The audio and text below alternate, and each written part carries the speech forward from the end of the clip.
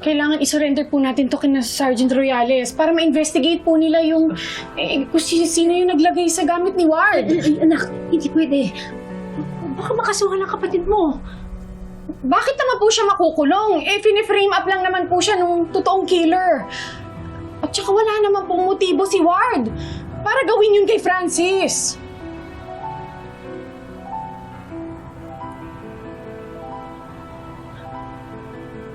Anak, meron eh. Ano pong ibig niyo sabihin?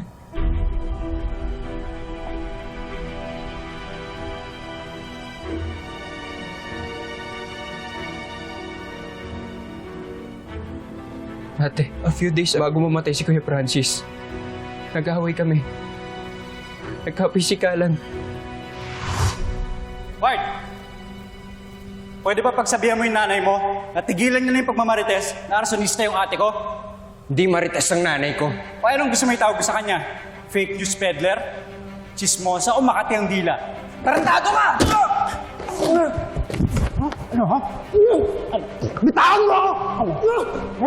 Bitawan mo!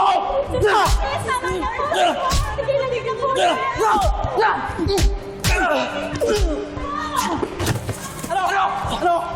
Ha? Ano ha? Tama na! Bitawan mo ako! Di ba ako tapos nag-aaral ka? Halika rito! Di lang yan yung aabutin mo!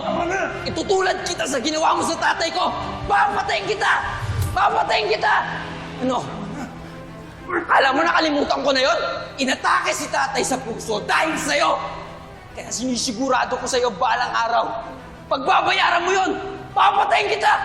Papatayin kita, Francis! Papatayin kita! Papatayin kita! Ate, sa sobrang galit ko kung ano-ano na lang mga pinagsasabi ko sa kanya. Ate, narinig lahat yun nila Kuya Cairo, pati yung mga ibang staff. Ate, pinagbantaan ko yung buhay niya.